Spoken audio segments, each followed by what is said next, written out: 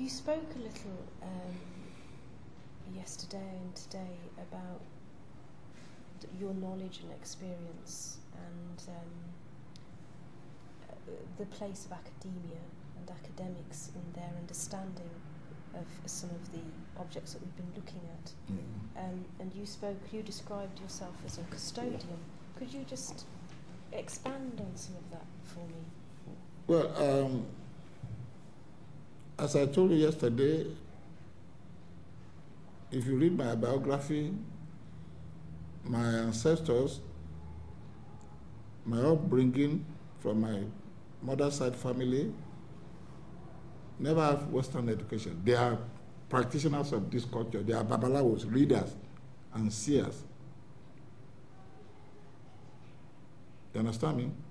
That is why today I don't have any university education, because I have to finish and graduate into this culture and be the custodian. And look at the back of my card, you will see the spiritual, how many spiritual titles I hold there. Of which, if I'm to face the academic future, when will I have time to become a custodian? And yet, to be pursuing my PhD or LLB or whatever people. So, to be a custodian is quite different to be an academic. Yeah, the academics, you academics look at the basic structure of what we do, but the practical structure of it, the usefulness of it, the guidance of it into human life, it's like, you know what it takes for somebody to become, in those days, an Anglican bishop or even to become a pope. You must have the experience of what you are going to become popeship upon. The same thing to become a qualified Babalawo, even holding brass staff like this. It's a long and lifelong training. So we, the custodians, are different from the academic point of view.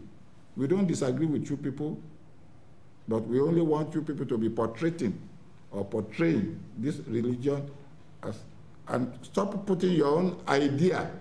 You are asking me some facts of all these Orishas now and all these subjects. If you go to your classroom now, to your library, you may say, go and write, I don't believe this should be like this. From my academic point of view, this is where we are always upset. When you people are trying to adjust the truth of what we believe in, thinking that, okay, this can never be so. How can this be so? That's why we are always very cautious in giving information out. Because we know you are going to rewrite it to your own taste. And this always makes us upset, and it's having a big effect. It's a destruction to what we believe in. When we say this, okay, we say that if you take oath on this matter now, if you take fake oath on this matter, and you drink the water given to you by the priest or priestess, your belly will start to swell. You will say, no, I don't believe. How can somebody believe or taking oath on metal alone? The belly will start to swell.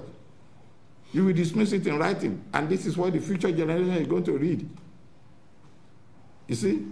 And a lot of Africans too, through their academic knowledge and belief or religious belief, dismiss the ancestral power and they regret it.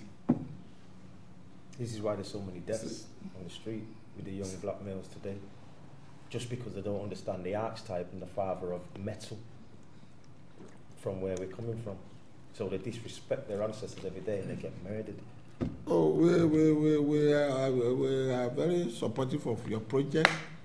But now that you believe you are hearing the truth, there are many of us who are still custodians who doesn't have the opportunity of crossing the Atlantic to come here.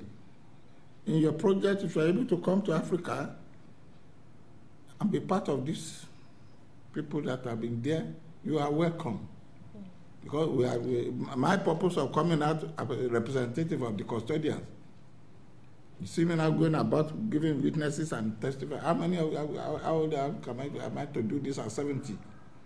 But if people like you can come and see, and come, okay, I've seen it, I've been part of it, you will know what to write to the public.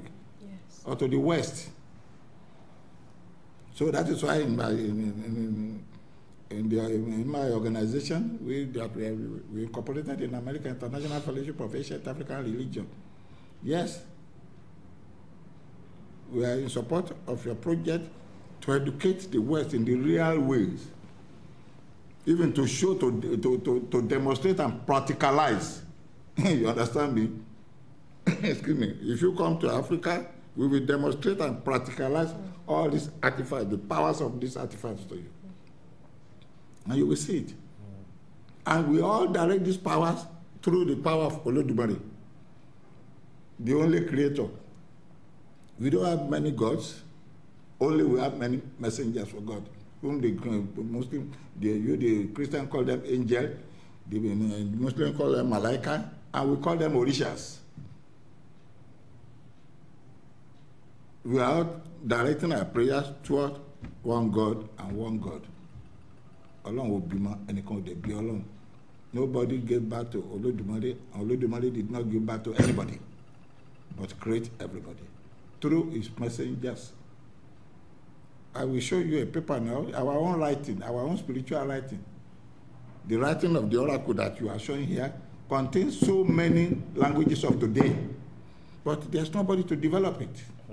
Because they don't want the world to read it, because it has its origin in America. But the Chinese still maintain their own, the Japanese still maintain their own, the Arabs still maintain their own. I will show you. It's part of. If I begin to write it right now, you can't understand it. We call it ABD Ifa, but in that alphabet you find so many languages there. I will show you. I still have an exercise book which we are printing out. Okay. It's with me here.